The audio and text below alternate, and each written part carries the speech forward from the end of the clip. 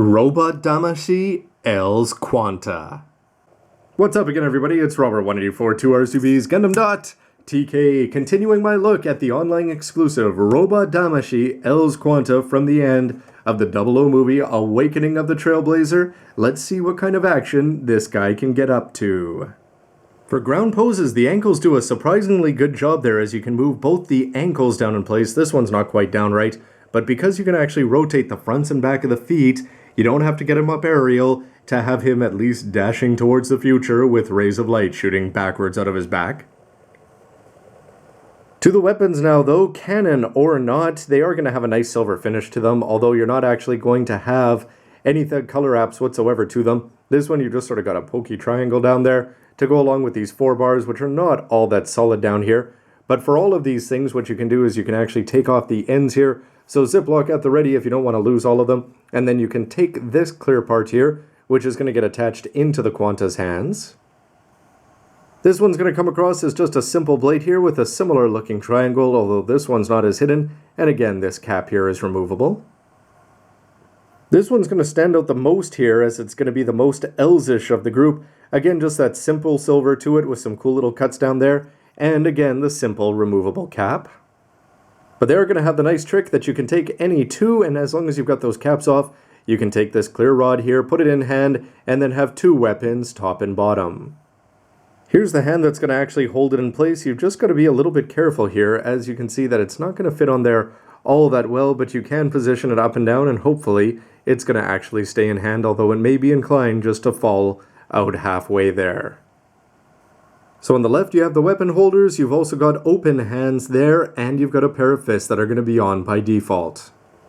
And though he doesn't have a beam rifle to look down the barrel of here, when you've got the weapons in hand, they're definitely going to have more of a look about them thanks to the clear handle there, that they're actually just being shot out from his body. But so far they've done a good job there of staying in hand. If you want to talk pleasant surprises here, the Damashii stage, you can see that it's going to have these attachment points on there, which is fantastic.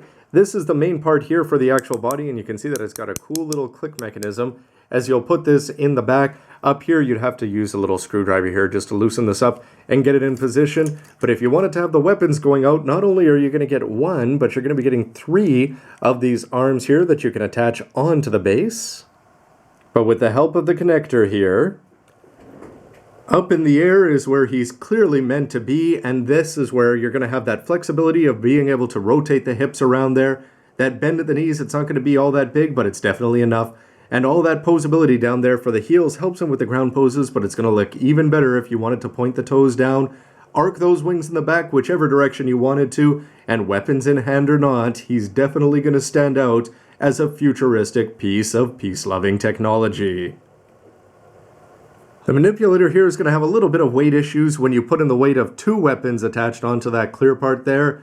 But again, if you've got those wings spread out in the back, no matter what angle you look at him from, especially when he's rotating around, this guy definitely brings something very cool to the rotating table.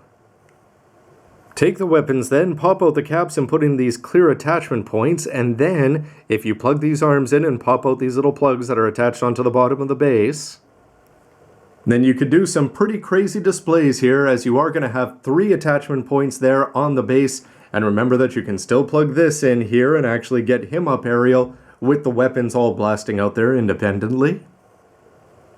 And really, what does Aliel Sarshes have on this guy now?